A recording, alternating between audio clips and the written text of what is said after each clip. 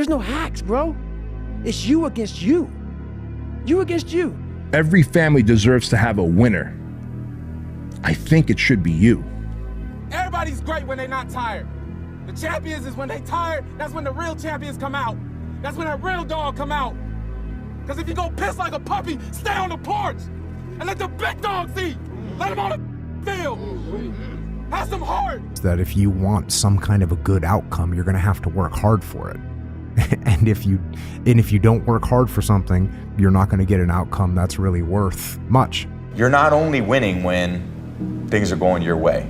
You got to figure out how to win when things aren't going your way. You know, when you're going through something really challenging, how do you show up within it? Do you choose to become a victim of complaining and misery and shitty, or do you find meaning in how you show up in the suffering, you know?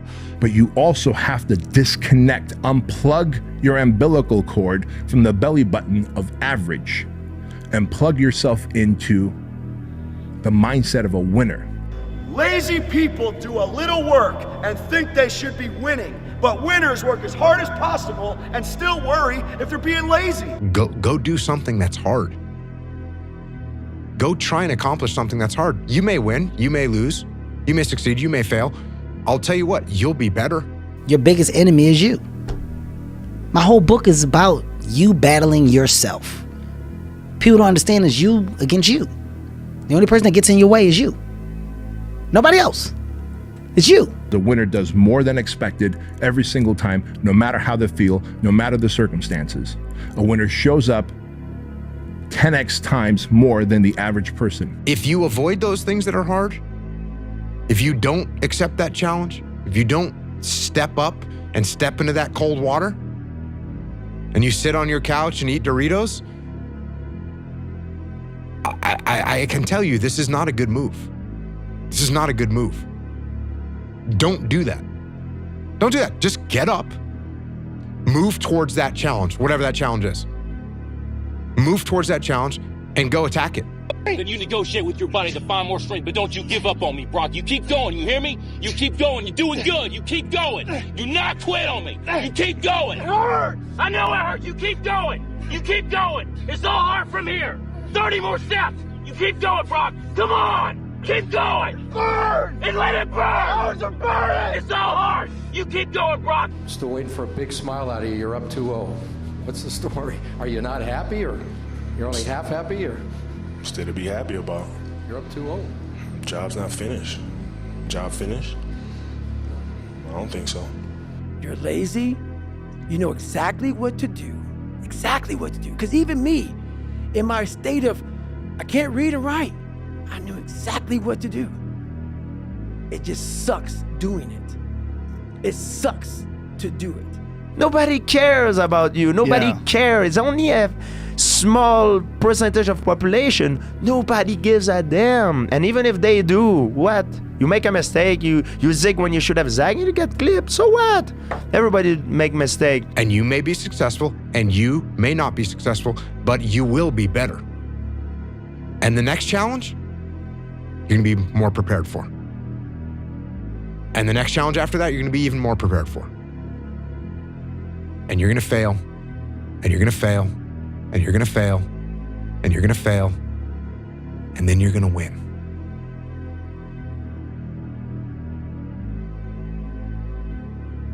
And that's life.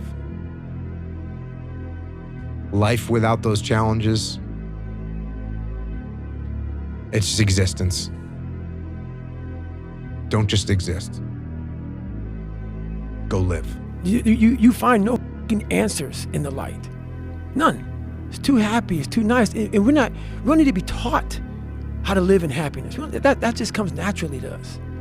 Happy moments, but the dark times, man, you can't get there unless you put yourself there. It takes more effort to start in the beginning, and more people are right about the fact, they're like, hey, you're not gonna hit it big. And guess what, a month in, you're not. But they're only measuring on months. And at 6 months, you're also not gonna have hit it big yet. And they're gonna be like, I'm still right. And at a year, you're still not gonna have hit it big. And they'll still be right. And every day that you haven't hit it, they're gonna feel like they were right. But they're wrong, because they're measuring in days and you're measuring in decades. The confidence comes from preparation. You know, so when the game's on the line, I'm not asking myself to do something that I haven't done thousands of times before, right? So when I prepare, I know what I'm capable of doing, I know what I'm comfortable doing, and I know what I'm not comfortable doing, right? And so in those moments, if it looks like I'm ice cold or not nervous, it's because I've done it thousands of times before. So it's one more time.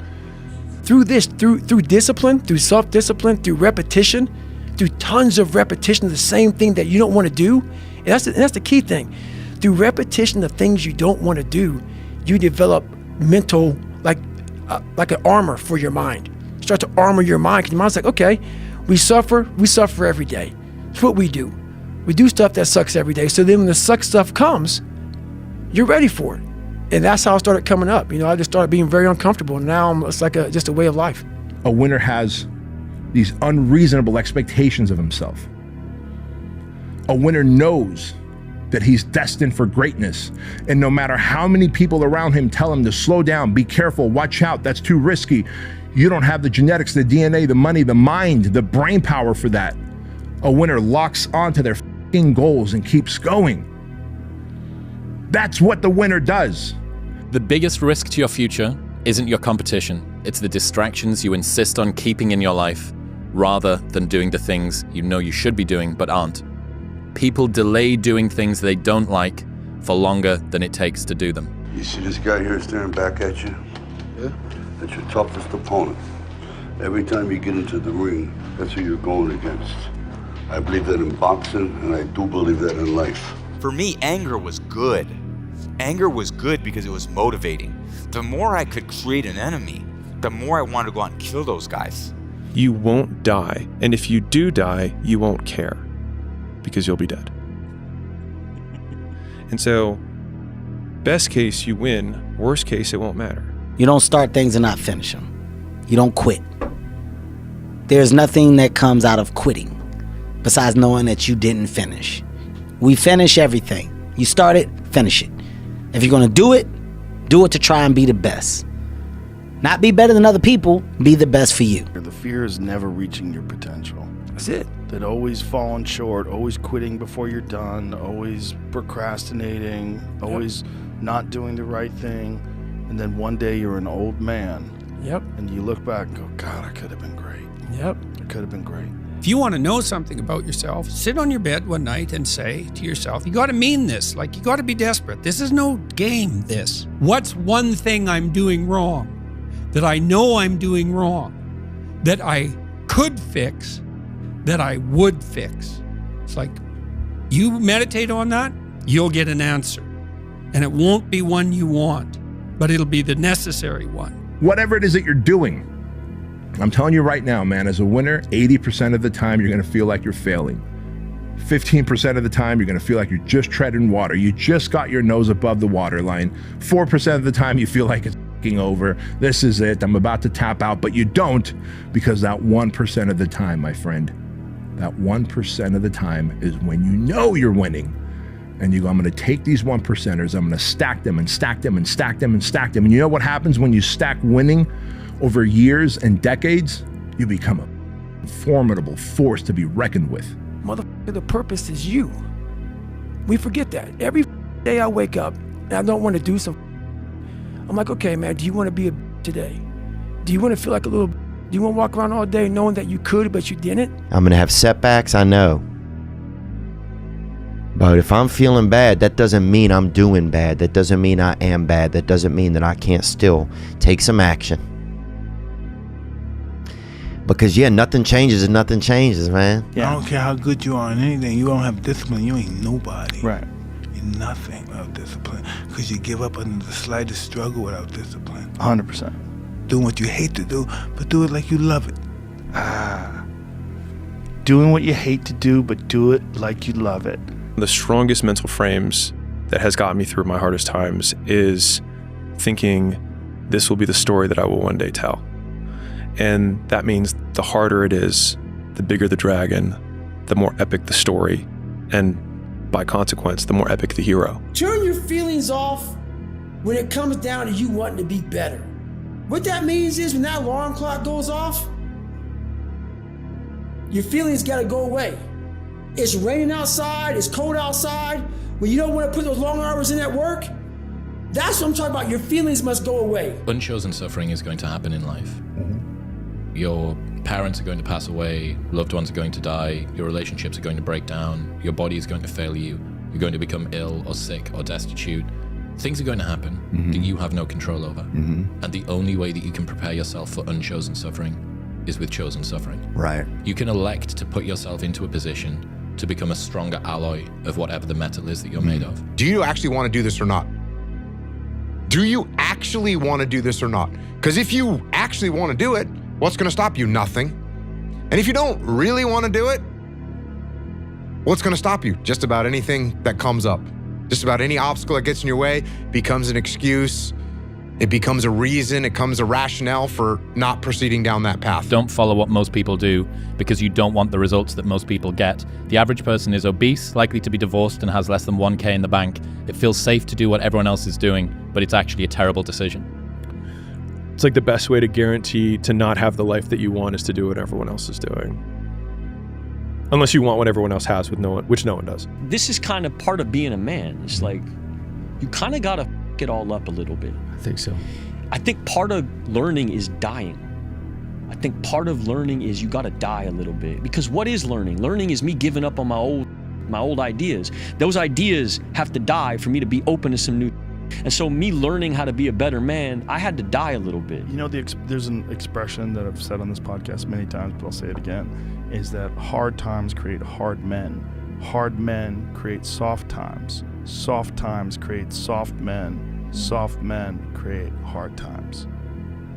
We are now around soft men in hard times. This is probably one of the heaviest hammer blows, I think, for today, this next one. This is a real hammer blow. Anger tweeting? Great. No, it's not. It's an existential one. Oh, fun. You've already achieved goals you said would make you happy. Yeah.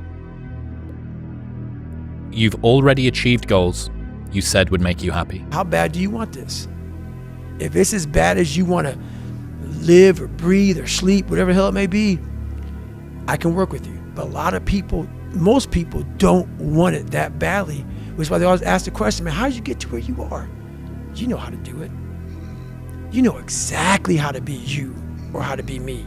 You don't want to do it. Like, I'm 54 years old right now. Like that. I mean, it just fucking flew by. And you think when you're young that you have all this time. You have no time. There's no time. I mean, one of the quotes on the wall in the gym in there is, you know, there is no tomorrow, from Rocky 3. There's no luck in this game, man. It may be a little bit of luck, but the luck happens after you bust your ass and you put yourself in that lucky situation.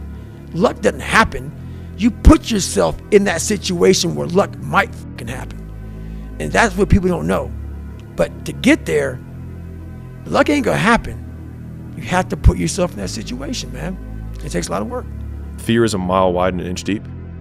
And so it looks like this ocean that you're going to step into and drown. But as soon as you step into it, you realize it was not that deep at all, and you can keep walking through it. And I just love that visual, because a lot of times when it's like we have this anxiety around this big decision we have to make, if you actually take the step and realize that it's not death, you're not going to drown immediately. There's plenty of other steps you can take from there, even if you get a little wet. Give a man a purpose and the ability to achieve it, and he will crawl over broken glass with a smile. And I think that feeling capable and powerful and competent and respected and admired is something that will get a man so far. You give a man those things, and he'll deal with suffering until the ends of the earth. Here's something a guy said recently. This dude said, there's a moment when every boy realizes no one's coming to save him. And that's when he becomes a man. And some boys never get there and stay children forever. That guy was you that said that. And it's important when we step out of this. Like, this stuff matters because no one's effing coming to save you. There's no dopamine. There's no dopamine in there at 300 pounds. You got nothing. Your hormones are shot. You have to envision something that is more powerful than you. Something has to get you out of bed. And you have to create it. It has to be false. Because you're not it. You're a fat piece of shit. And that's the reality of it. The thing is, man, it's always going to be a party. There's always going to be a time to celebrate and a time to join friends or a day to, I mean, the bars are always open. Always open. No matter how old you are, they're always open, you know? What's not always open is the opportunity to check the box in life, you know, to achieve your dreams. That's not always open, man. It's so easy to be great nowadays, my friend, because most people are weak.